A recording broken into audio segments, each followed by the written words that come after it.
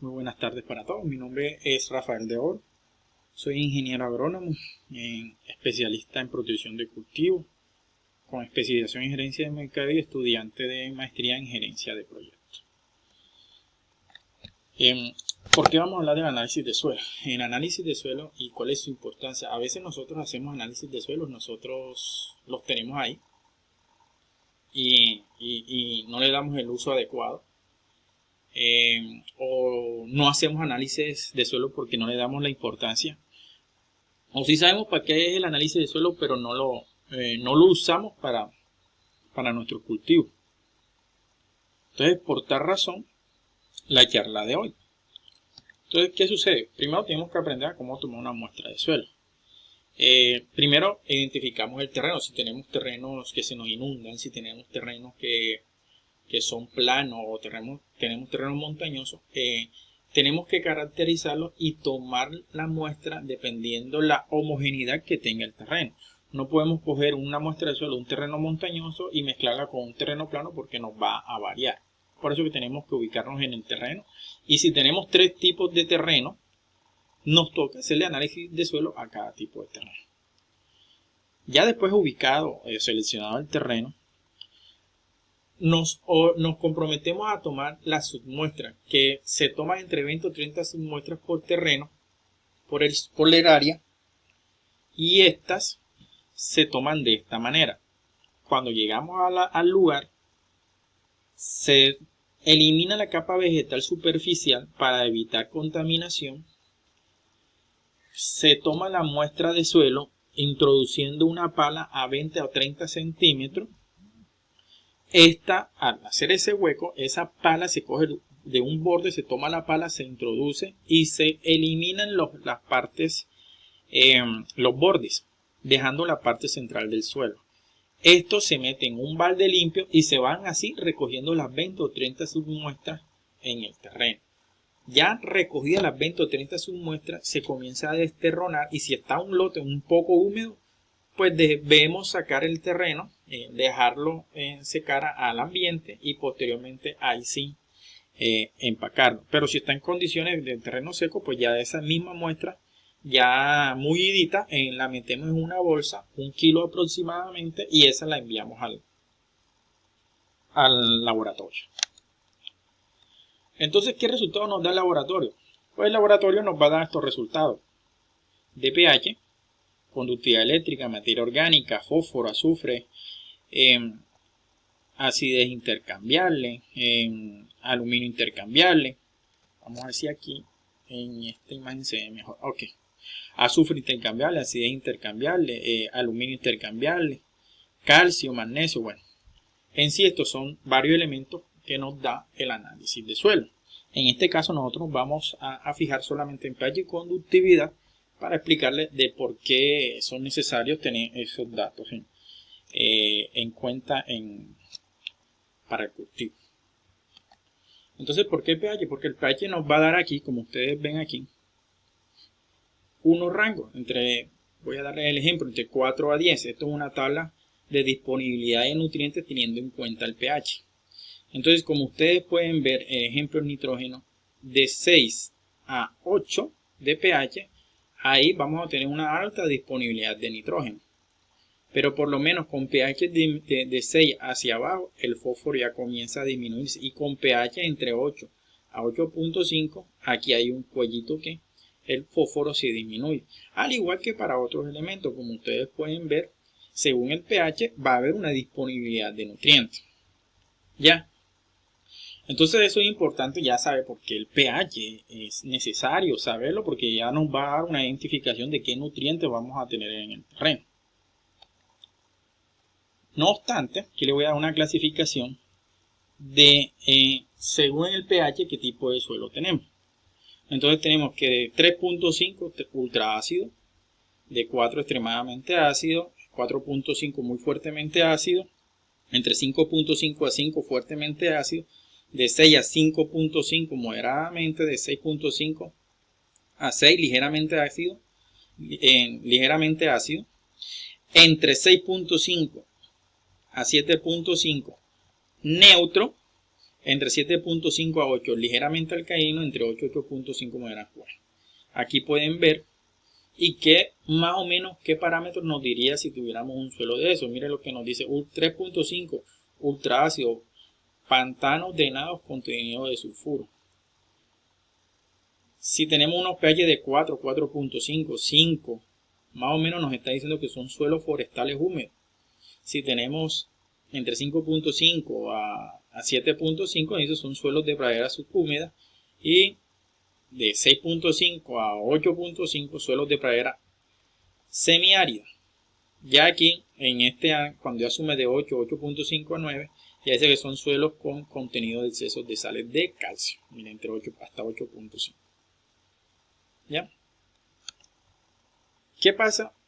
¿Por qué se generan estos tipos de suelos ácidos? Uno, por remoción de nutrientes por los cultivos, es decir, que nosotros tenemos un cultivo y él sigue, no lo fertilizamos ni nada, y él sigue sacando nutrientes como calcio, como potasio, como magnesio, que son los que están ahí y son los que ayudan a tener un pH más o menos, digamos, en la neutralidad, digamos, que son los que suben un poquito el pH. Por eso es que uno le aplica que calcio y todo eso para que reaccione con el hidrógeno y todo eso. Pero bueno, remoción de nutrientes por los cultivos, elevada precipitación cuando nos llueve mucho en una zona, por una elevada descomposición de la materia orgánica, el uso de fertilizantes nitrogenados de reacción ácida y por el aluminio intercambiable. Cuando miren lo que hablaba del uso de fertilizantes nitrogenados de reacción ácida, o sea que si nosotros tenemos, miren el ejemplo, testigo, sin nitrógeno tenemos un pH 6.7, pero cuando le aplicamos urea,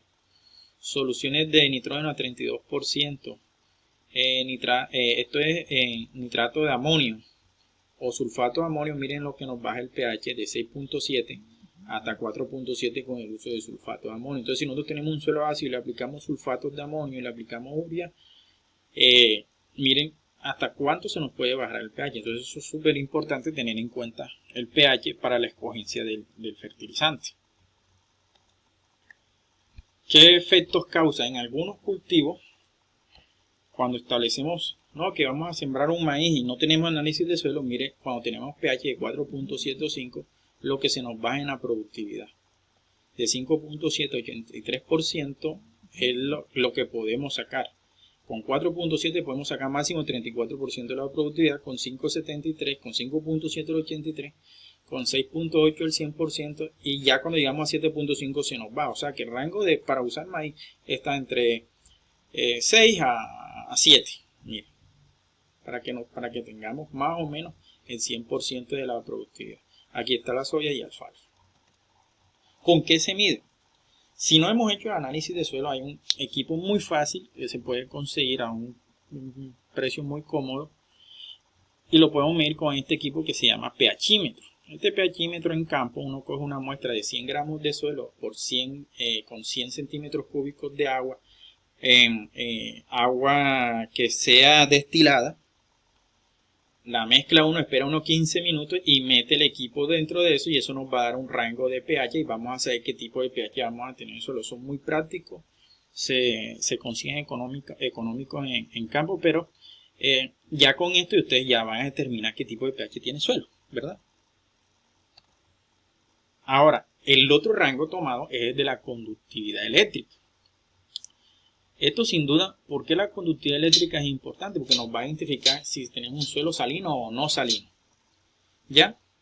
¿Y qué hacemos si qué sucede si tenemos un suelo salino? Estas sales van a reducir el potencial osmótico de la solución del suelo, reduciendo al mismo tiempo la disponibilidad de agua para las plantas, a pesar de que el suelo muestre niveles razonables de humedad. O sea, podemos tener humedad, pero si tenemos altos contenidos de sales, la planta se va a permanecer marchita. ¿Y en qué consiste? Consiste que es la capacidad del suelo para conducir corriente eléctrica al aprovechar la propiedad de sales en la conducción de esta. Nosotros medimos la conductividad eléctrica y eso nos da unos resultados de decimes por metro, milisiemens por centímetro. Bueno, hay varias digamos, nomenclaturas. Pero en este caso, ¿para qué lo necesitamos? Para esto, para clasificar nuestro suelo. Entonces ya determinamos el pH, ¿verdad? Ahora con la conductividad, ¿qué nos puede suceder? Entonces, un suelo normal, si tenemos conductividad eléctrica menores de 2 y un pH menores de 8.5, eso es un suelo normal, ¿ya? Si tenemos un suelo salinoso que tenemos una conductividad eléctrica mayores de 2, pero el pH es menor a 8.5, es suelo salino. Cuando tenemos un suelo sódico, eso quiere decir que tenemos conductividad eléctrica menores de 2, pero un pH mayor a 8.5 o mayor a 8.5. Y cuando tenemos suelo salino sódico, las dos componentes, ya tenemos conductividad eléctrica mayores de 2 y un pH mayor a 8.5. Aquí están los otros rangos, donde nos dice suelo normal, suelo salino, salinidad ligera, salinidad mediana, salinidad fuerte y salinidad extrema. Esto es importante porque esto nos va a, ¿qué nos determina esto? Si tenemos que aplicar alguna enmienda, si tenemos que escoger un material que soporte ese tipo de suelo. Por ejemplo, si nosotros tuviéramos un suelo normal de conductividad eléctrica menor de 2 y pH menor de 8.5, yo podría decir, bueno, podemos escoger un maíz, ¿ya? Pero si tenemos un suelo de conductividad eléctrica mayor y un pH 8.5, yo ya me estaría inclinando un poco más a un sorgo o a un pasto ya más distinto, ¿no? ¿Qué se está haciendo últimamente? Lo que es el mapeo de suelo. ¿Para qué nos va a ayudar esto? Simplemente para ser más eficiente y llegar a la agricultura de precisión. Miren, este es un gráfico de un lote donde se hizo el mapeo de suelo. Vamos a pasar al ejemplo 1. Bueno, aquí está el ejemplo 1. Se tomaron varias muestras de cada punto y aquí se identificó pH y conductividad eléctrica.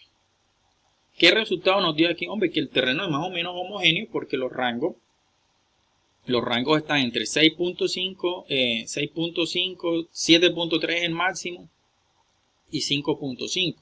Y ustedes saben que eso ya nos indica que podemos ser en un terreno más o menos homogéneo. Aquí está el mismo suelo. Miren el ejemplo. Aquí cuando se hizo el mapeo, identificamos que las especies tolerantes para ese tipo de suelo entre 5.4 y 7.5 era el Panicum maximum Tanzania, o la misma Mombasa se adapta bien a estas condiciones de pH y se podría establecer. Esto nos va a ayudar a disminuir o a hacer más, a disminuir los riesgos en el campo. Este es otro ejemplo que hicimos en otro lote, pero miren que aquí sí nos dio un pH superior a 8.1, 8.3, 7.7. ¿Esto qué nos dio? Esto nos dio que la mitad del lote, aquí como ustedes pueden ver, la mitad del lote podíamos establecer un angleton, pero de aquí ya podíamos establecer una guinea. Ya la decisión está en que si hacíamos todo el lote en angleton, pero no podíamos hacer todo el lote en guinea porque en este espacio la guinea no se adapta bien por el tipo de pH.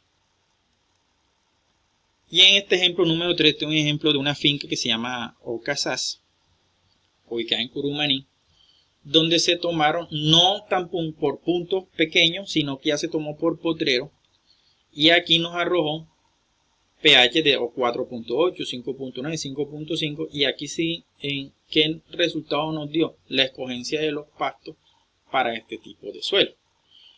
Teniendo en cuenta esto, nosotros le damos la relevancia al pH y la conductividad eléctrica para determinar labores o enmiendas que podamos usar o qué tipo de suelo podemos tener. Aclarando aquí de que esto no reemplaza el análisis de suelo. Muchas gracias.